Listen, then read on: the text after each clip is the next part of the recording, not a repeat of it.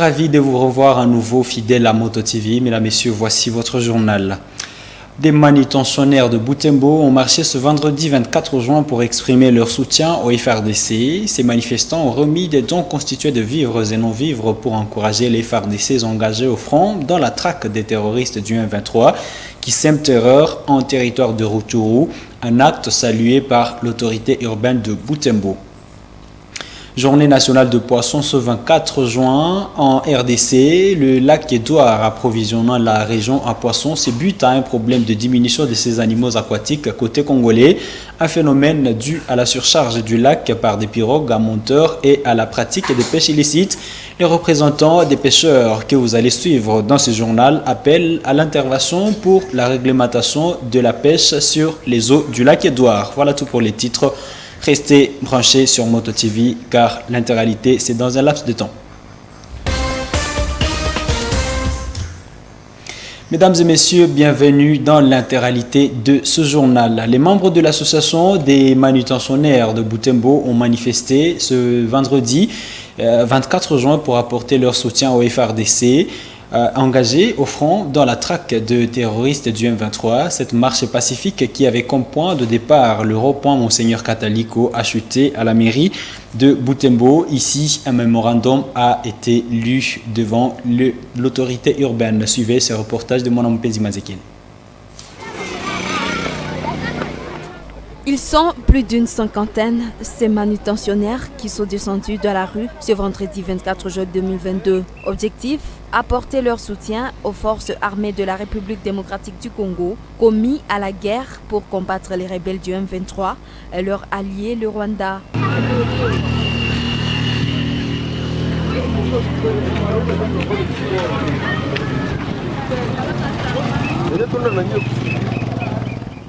À la mairie de Butembo, ces manifestants ont été accueillis par le maire de la ville, le commissaire supérieur principal, Moabaye Kiteli Roger. Ici, ils ont lu leur mémorandum. Nous, membres de l'AMC, exprimons notre détermination et engagement de soutien de notre armée dans les soucis ardents de voir la paix et rien que la paix revenir dans le parti est de la RDC, plus particulièrement dans les deux provinces sous l'état des sièges. Personne ne l'ignore que les populations dans ces deux provinces sont massacrées par les rebelles qui violent la sacralité vitale. La vie est sacrée.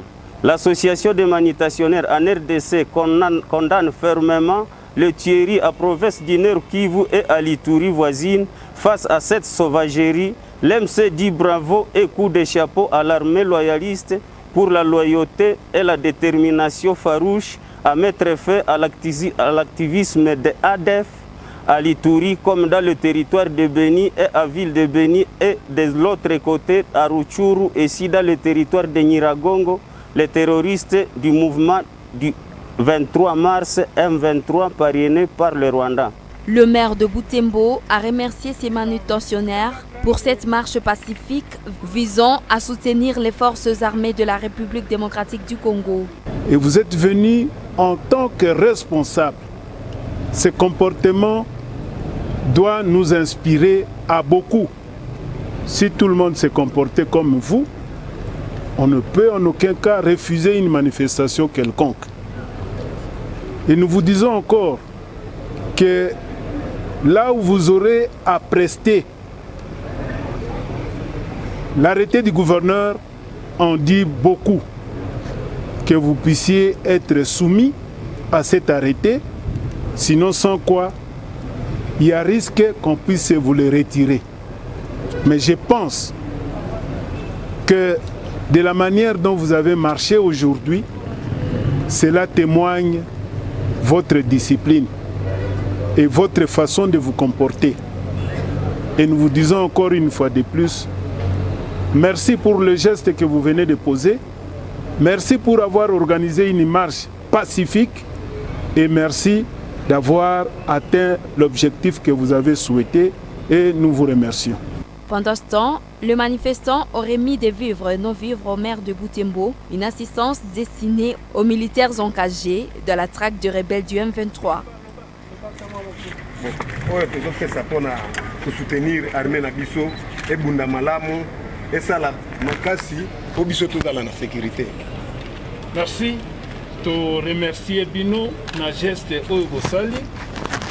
En tout cas, encore une fois de plus, merci beaucoup. Merci.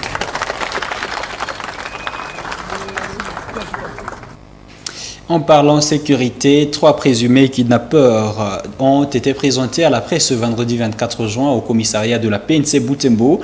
Ils sont accusés d'avoir enlevé une jeune fille âgée de 9 ans au quartier Kitoulou depuis le 8 juin dernier. Le commissaire supérieur principal, Paul Ngoma, commandant ville de la PNC Butembo, appelle les habitants à la vigilance. Suivez ces reportages de Delphin Voya pour d'amples détails.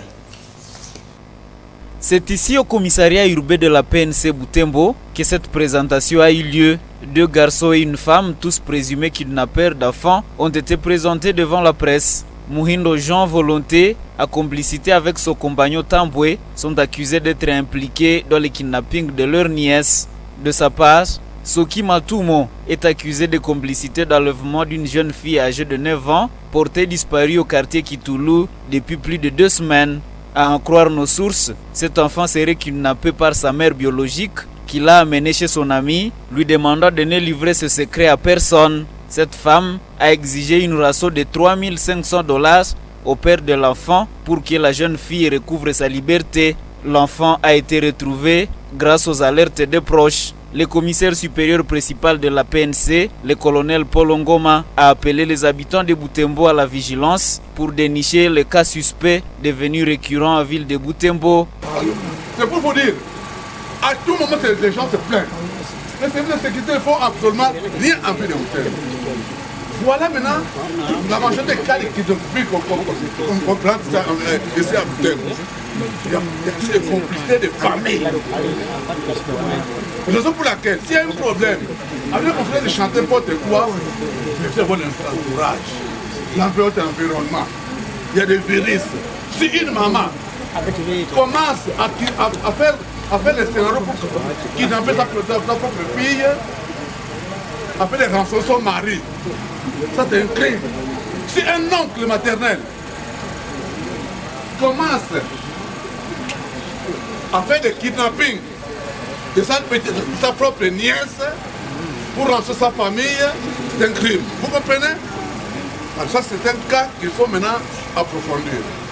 Pourquoi tout le moment ici, ces derniers temps, kidnapping, un membre de famille dedans, un membre de famille dedans, vérifions-nous. Tous ces cas d'enlèvement ont été signalés au cours de ce mois de juin 2022.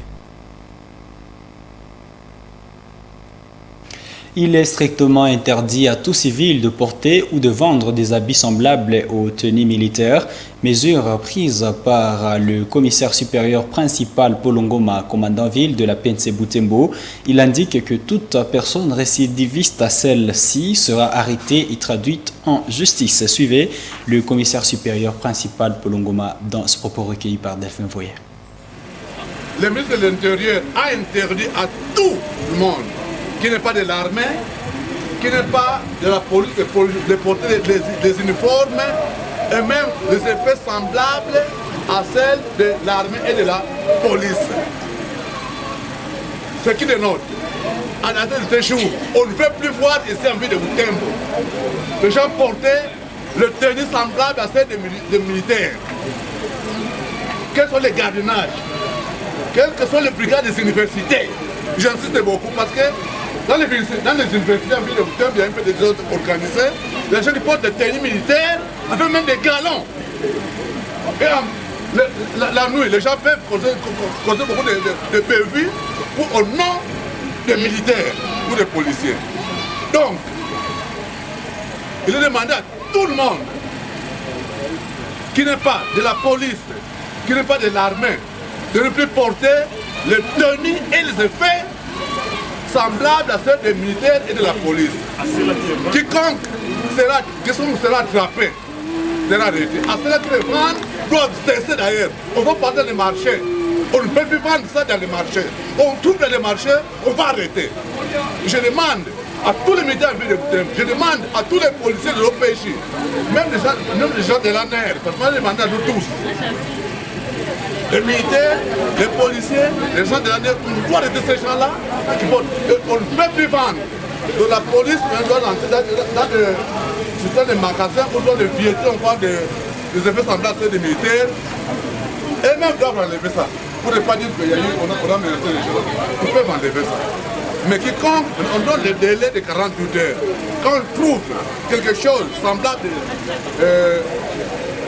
des effets militaires ou policiers dans les marchés, nous allons agir. Nous accordons 2 heures, de plus qu'à 48 heures, 2 jours. Donc ils doivent enlever, tout enlever. On ne peut plus vendre ça au marché. Plus question. On ne peut plus porter ça.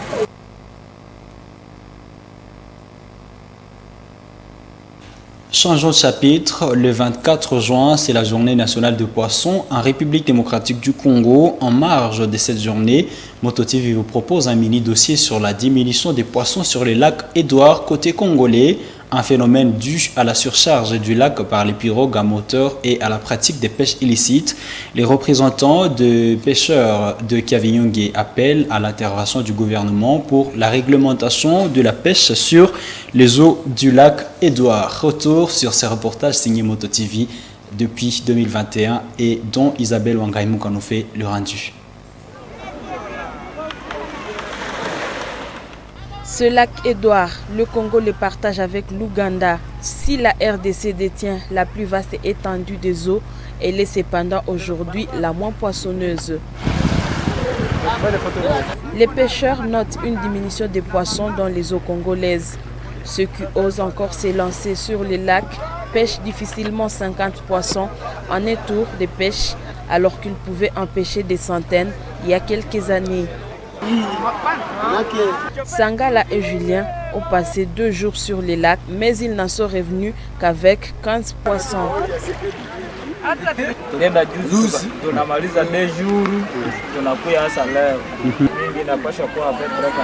Une perte pour ces pêcheurs, car la quantité de poissons attrapés équivaut au prix de la moitié du carburant dépensé.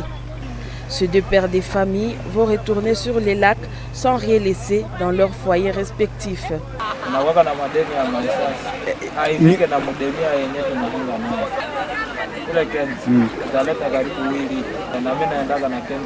D'après les experts, la partie congolaise n'aurait encore que la moitié de son effectif normal de poissons. Une diminution de ces animaux aquatiques qui fait suite à la surcharge du lac par des pirogues motorisées et à la pratique de la pêche illicite.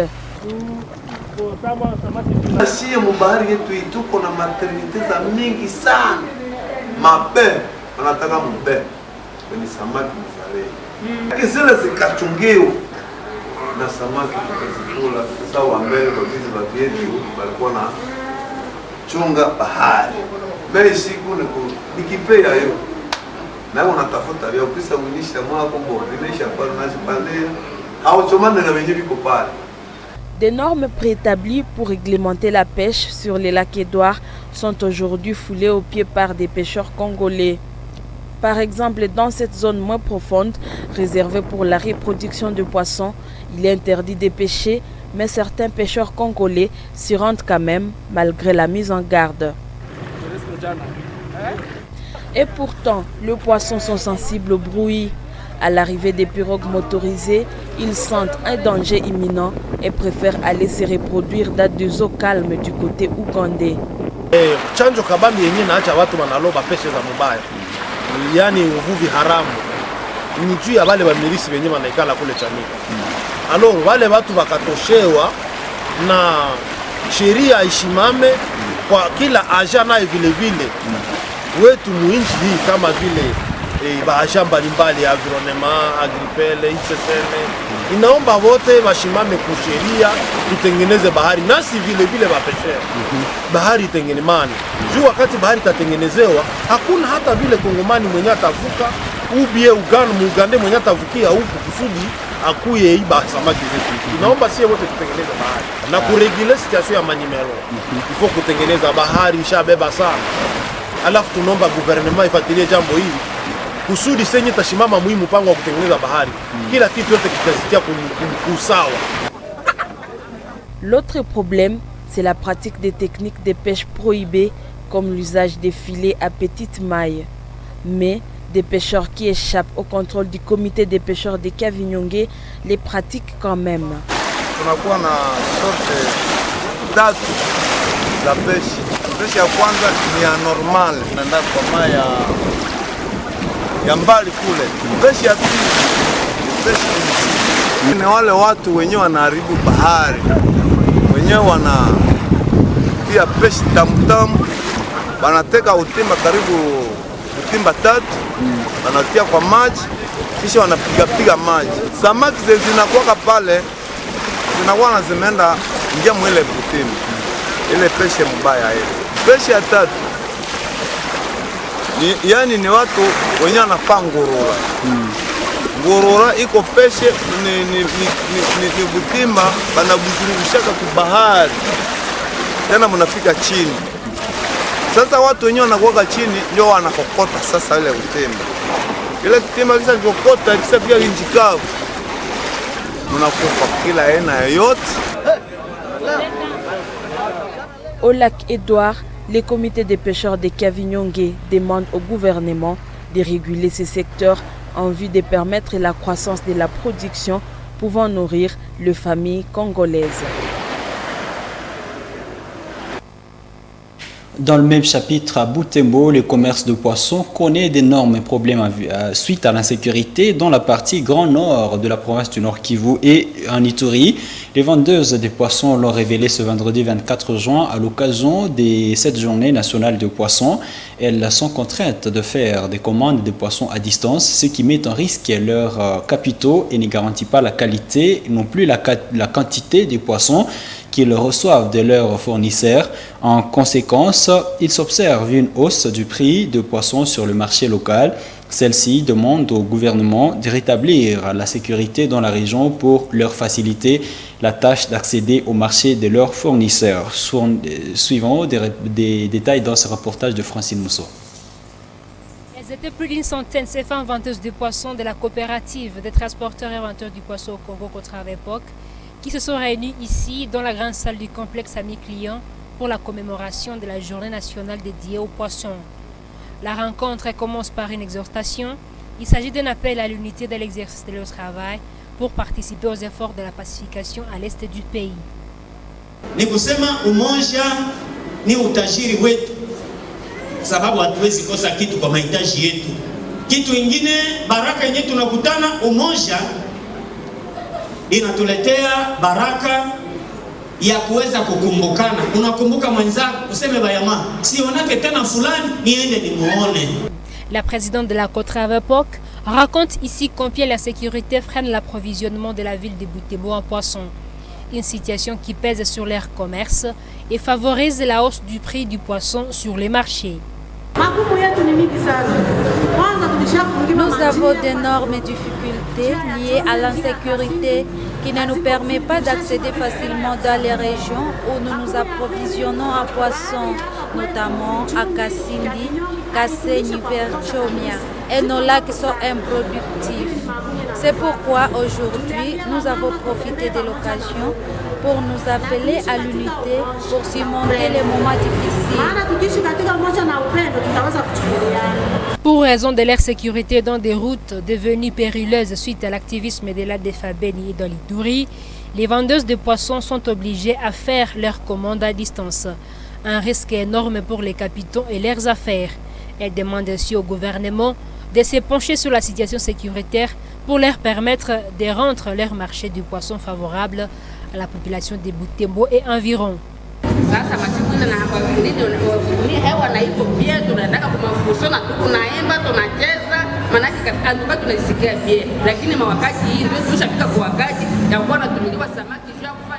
Avant les sécurités dans la région, nous allions souvent dans les fourçons, voitures, et l'on se sentait vraiment bien. Mais actuellement, nous faisons le commerce par commande suite à la peur d'être kidnappés et voir les camions brûlés. Et nous envoyons l'argent auprès de nos fournisseurs en Ouganda par téléphone ou banque, avec tous les risques d'avoir le marchandise qui ne sont pas conformes à la demande.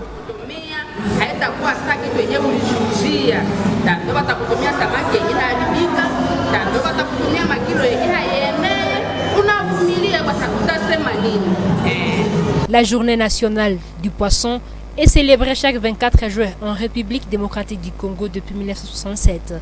Elle permet de valoriser les acteurs de la filière, sensibiliser à la protection des ressources halieutiques et à promouvoir les produits locaux. En parlant du sport sans transition, mesdames, messieurs, les représentants des 3 clubs, dont le tout-puissant Mazembe, V-Club et Lupopo, 3 clubs assurés de la qualification aux interclubs de la CAF, ont eu une séance de travail avec l'inspecteur de la CAF basé en RDC ce vendredi 24 juin.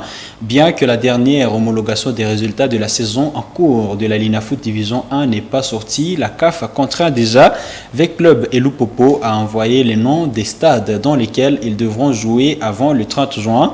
Outre les stades, la CAF a demandé au club des certificats de licence signés par la FECOFA, les rapports d'audit sur l'état financier annuel de ces clubs, une déclaration du club qu'il n'a aucun personnel impayé. Et la CAF a aussi demandé de présenter des copies des licences de l'entraîneur principal et leurs adjoints. Mesdames, Messieurs, c'est la fin de ce journal sur Moto TV. Merci à vous qui l'avez suivi. Au revoir.